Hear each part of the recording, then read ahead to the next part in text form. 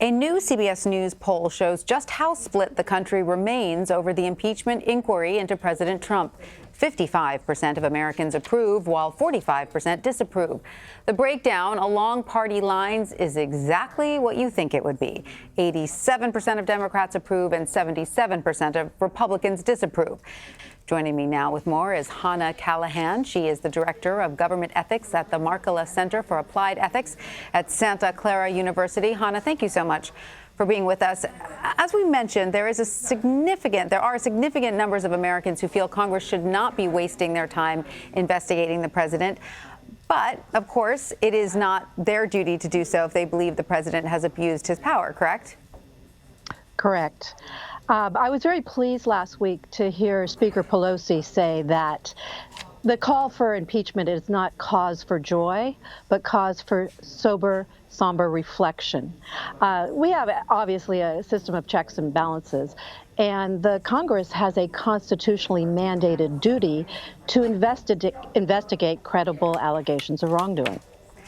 And so if the administration moves to block testimony or tries to stonewall document requests, doesn't that risk then undermining the constitutional process of an impeachment inquiry?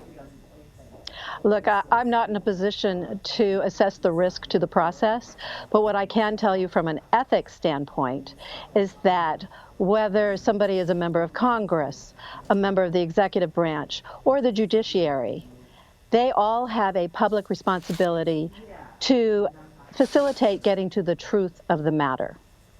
So we do have a new CBS News poll showing that 53% of Americans believe that with impeachment, congressional Democrats simply want to damage the president and his reelection efforts, compared to 47% who say it is to protect U.S. interests and to investigate. So what does that say about the challenge Democrats might have moving forward?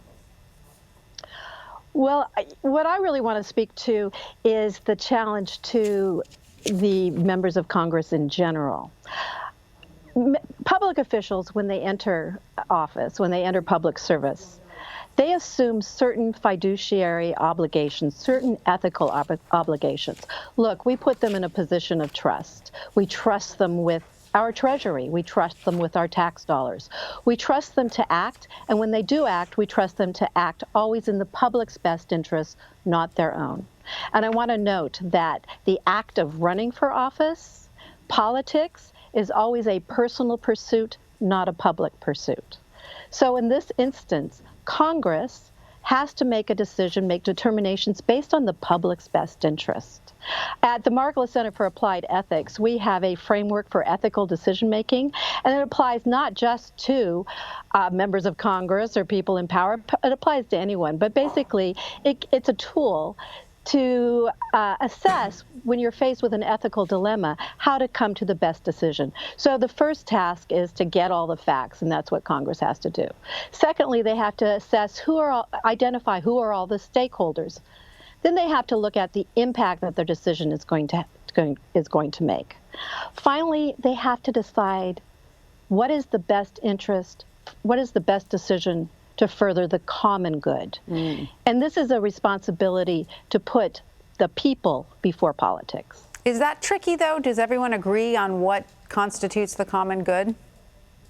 You know, we don't, at the Markkula Center, we don't tell people how to think, but we want them to go through a reflective process. And it's true, people of goodwill can differ as to how to accomplish the common good, and they can even differ as to what the common good is. All right. Well, Hana Callaghan, we thank you so much for sharing your expertise into the tricky but very important field of ethics with us. Thank you so much. Thanks for having me.